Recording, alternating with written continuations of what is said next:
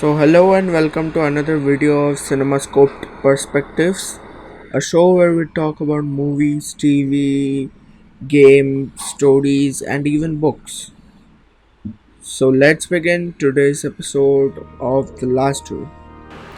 Last Duel is Ridley Scott's latest film about last duel, the last official judicial duel in France, and it's based on a true story. And it is written by Ben Affleck and Matt Damon, who are teaming up after a long time after Good Will Hunting.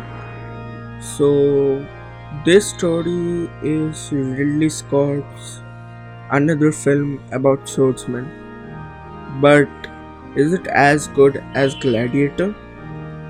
Let's know it today. This is actually a brilliant movie, at least according to me. I love this film, and also the story of this film, the way it's presented in the non-linear fashion, it gave me vibes of Christopher Nolan's Dunkirk.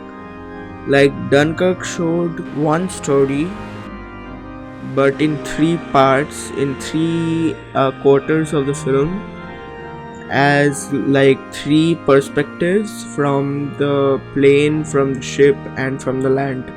So just like that, this movie also shows three stories, three perspectives. This story is about the woman, who is played by Jodie Comer, getting abused by a man who is the friend of her husband, and that is the reason to be dealt with judicially, and they fight the last duel in order to decide that who is telling the truth. If her husband wins the duel, then she will be burned, she will be safe, or if the man who raped her wins the duel, she will be burned to death. And now this story is presented in three different perspectives. The first part focuses on her husband's perspective of the entire situation. Like, it was named The Truth According to Him. So the husband's perspective was basically that he really didn't care much about his wife.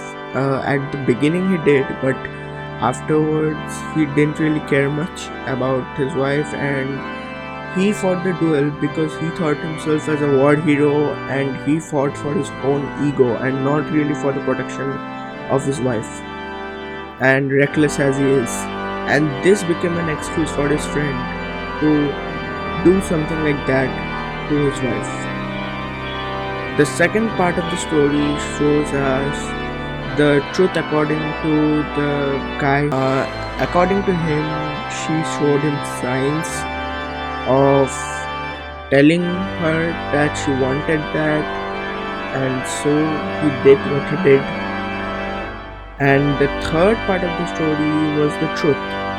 It was named The Truth, and that was the part written by the female writer, and that was the perspective of the wife. So this is how the entire story is presented, and I really like this execution structure. Now, another thing about this movie I needed to talk about is that this movie is flopping at the box office. I don't know why.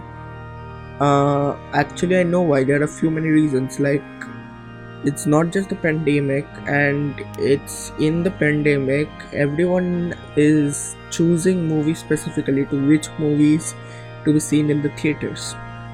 As this is a theater only release, people prefer going to the theaters for the bigger blockbusters like Eternals or Dune or No Way Home or Shang-Chi. But I don't think they will prefer to go to a movie which will come out in Blu-ray or DVD soon, and not a lot of people know about it, to go and watch in theaters. So I request everyone to watch this film in theaters and to support this film in order for it to be greater and than what it is. So this movie is has a lot of star cast. It has Ben Affleck, Matt Damon, Adam Driver, Jodie Comer in different roles, and also it's written and directed by Ridley Scott. Well, Ridley Scott's another movie is also coming out soon, which is known as House of Gucci. That is being marketed pretty much more than what Last Duel is being marketed with. So I think there's a problem with the marketing campaign also, so as why it is flopping, even though it's such a great film. So that's it for today. Meet you in next CinemaScope perspective.